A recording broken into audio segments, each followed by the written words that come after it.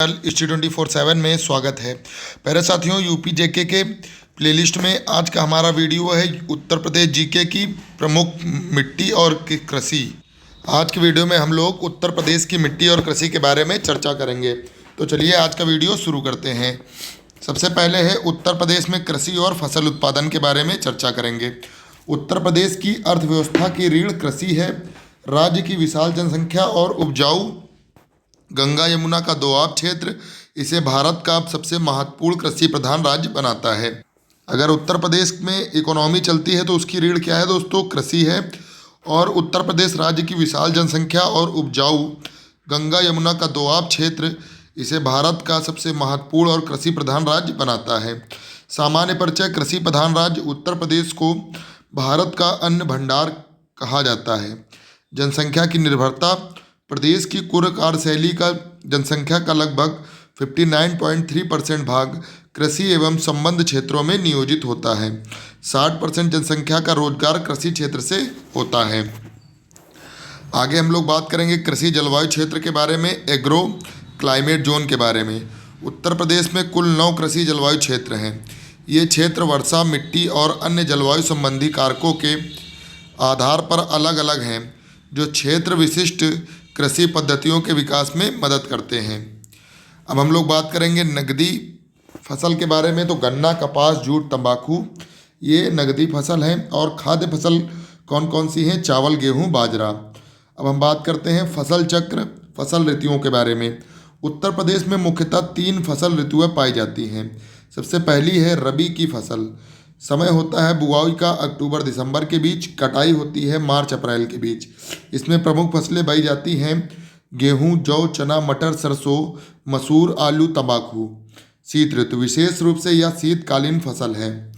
दूसरी नंबर पर आती है खरीफ की फसल। इसकी बुआई होती है जून जुलाई मानसून के साथ, कटाई होती है सितंबर अक्टूबर। अब खरीफ की फसलों में प्रमुख फसलें कौन कौन सी हैं? चावल यानी धान, मक्का, गन्ना, बाजरा, ज्वार, अरहर, मूंगफली, कपास। विशेष रूप से इन फसलों को अधिक तापमान और अधिक पानी की आवश्यकता होती है। जायद की फसल के बारे में बात करें तो इनकी बुआई होती है मार्च अप्रैल में, कटाई होती है जून जुलाई में। इसमें प्रमुख फसलें कौन कौन सी हैं? तरबूज, खरबूजा, ककड़ी, खीरा, लौकी, कद्दू, सब्जियां। विशेष रूप से ये बहुत कम समय में तैयार होने वाली फसलें हैं। तो कौन कौन सी फसलें हम लोगों ने अभी पढ़ी? रबी की फसल, खरीफ की फसल और जायद की फसल, जिसमें जायद की फसल बहुत कम समय में होने वाली फसल के अंतर्गत आती है। चलिए आगे देखते हैं। आगे है प्रमुख फसलों का विवरण। अब प्रमुख फसलों के विवरण के बारे में चर्चा करते हैं। सबसे पहले हमारा है गेहूं। स्थान: भारत में गेहूं उत्पादन में उत्तर प्रदेश प्रथम स्थान पर है। अगर पूरे भारत के बारे में बात करें तो गेहूं उत्पादन में उत्तर प्रदेश का प्रथम स्थान है। कुल उत्पादन में भारत में कुल उत्पादन जितना गेहूं का होता है तो सर्वप्रथम स्थान पर कौन है? उत्तर प्रदेश। नोट: प्रति हेक्टेयर उत्पादकता में पंजाब आगे है। अगर प्रति हेक्टेयर उत्पादकता देखें तो उसमें पंजाब आगे है। सर्वाधिक उत्पादन: गोरखपुर जिले में सर्वाधिक गेहूं पैदा होता है। उत्तर प्रदेश का एक जिला है गोरखपुर, जहां पर सबसे ज़्यादा गेहूं की पैदावारी होती है। क्षेत्र है गंगा घाघरा दोआब क्षेत्र, गेहूं के लिए सबसे उपयुक्त है। गंगा और घाघरा नदी जहाँ पर मिलती हैं, इनका दोआब जहाँ पर बनता है, ये गेहूं की फसल के लिए सबसे उपयुक्त होता है। प्रमुख खाद्य फसल है गेहूं।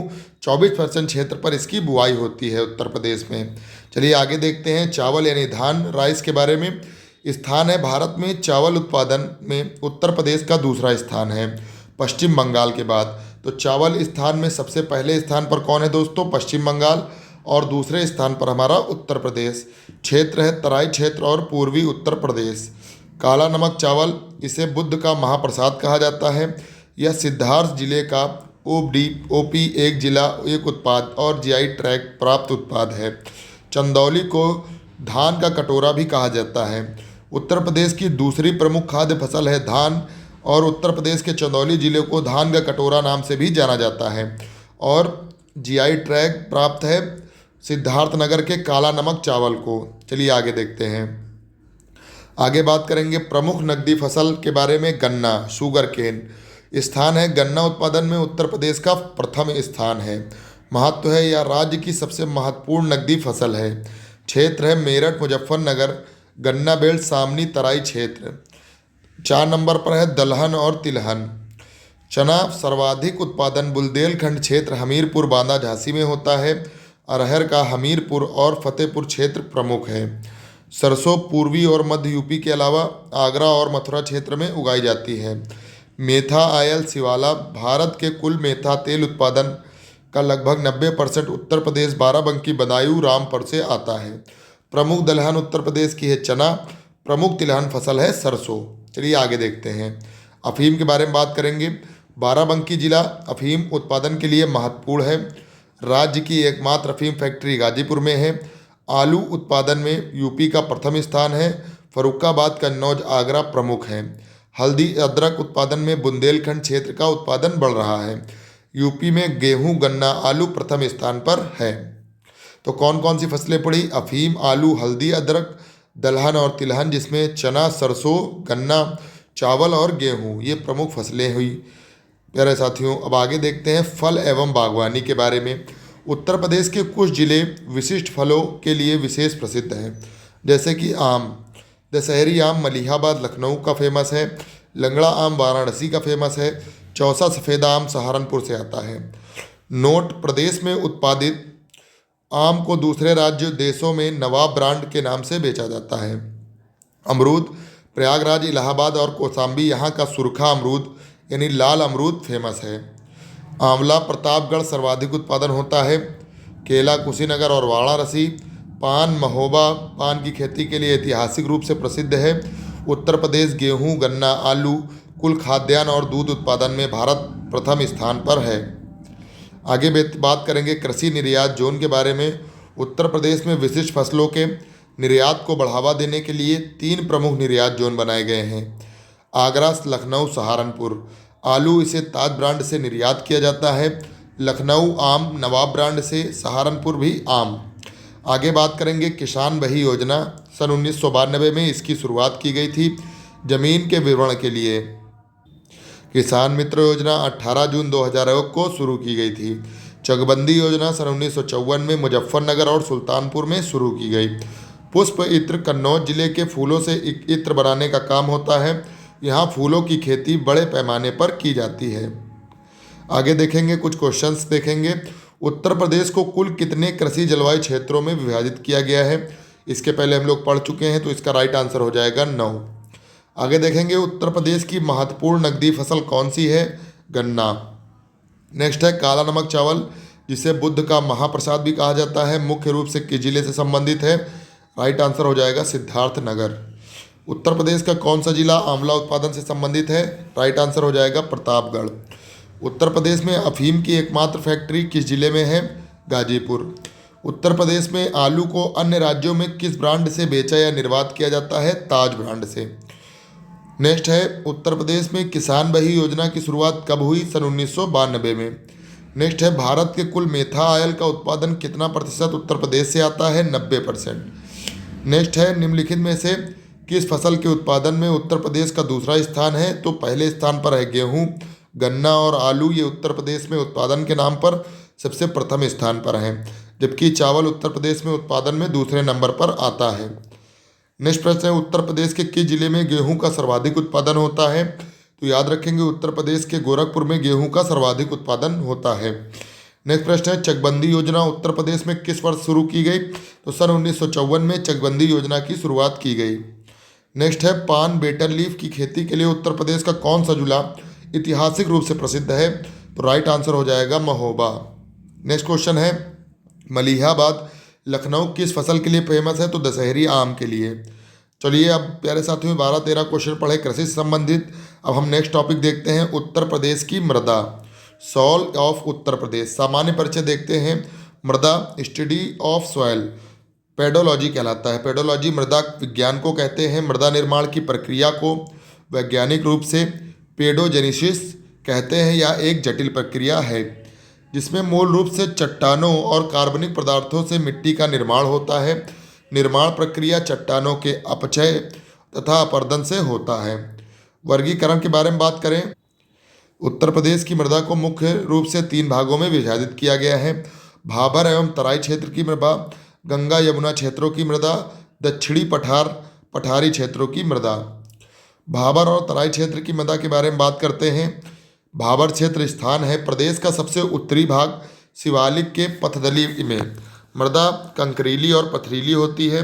नदियाँ कंकड़ों के नीचे बहती हैं और सतह पर दिखाई नहीं देती हैं, इसलिए विलुप्त हो जाती हैं। कृषि यह क्षेत्र खेती के लिए अयोग्य है। खेती के लिए भाबर क्षेत्र में उत्तर प्रदेश के निम्नलिखित जिले शामिल हैं: सहारनपुर, मुजफ्फरनगर, बिजनौर, रामपुर, बरेली और पीलीभीत। आगे देखते हैं। नेक्स्ट हमारा क्षेत्र है तराई क्षेत्र। इसका स्थान है भाबर पट्टी के दक्षिण में।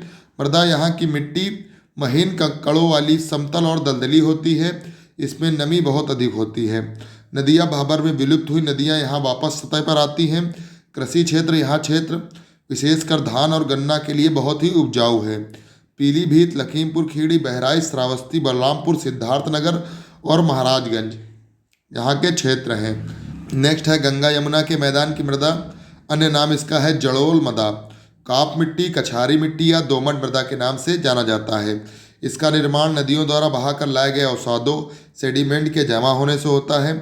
इसकी रासायनिक संरचना की कमी, नाइट्रोजन कमी, फास्फोरस और ह्यूमस अधिकता होती है, चूना और पोटास की। अब मैदानी मृदा के दो प्रकार होते हैं: बांगर, पुरानी जड़ोल या उच्च भूमि होती है, यहाँ बाढ़ का पानी नहीं पहुँचता है। इसके प्रकार होते हैं दोमट, बलुई दोमट, मटियार। उर्वरता खादर की तुलना में कम उपजाऊ होती है। यह भूण नदियों के किनारे हवा द्वारा जमा किए गए 10-12 फीट ऊंचे रेत के टीले भूण कहलाते हैं। चूने की ग्रंथियों को कंकड़ कहते हैं। खादर नई जड़ोल निम्न से न्यू लॉलैंड होती है, जहां बाढ़ का पानी हर साल पहुंचता है। इसे नूतन काप भी कहते हैं।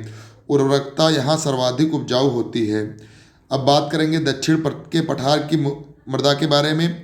यह क्षेत्र मुख्य रूप से बुंदेलखंड और बघेलखंड के अंतर्गत आता है। यहाँ अलग अलग प्रकार की मृदा पाई जाती हैं।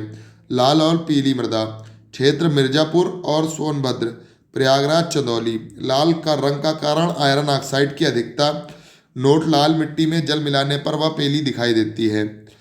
भोंड मृदा के बारे में बात करेंगे। क्षेत्र बुंदेलखंड। निर्माण विंध्य पर्वतों के चट्टानों के टूटने से भोट मृदा का निर्माण होता है।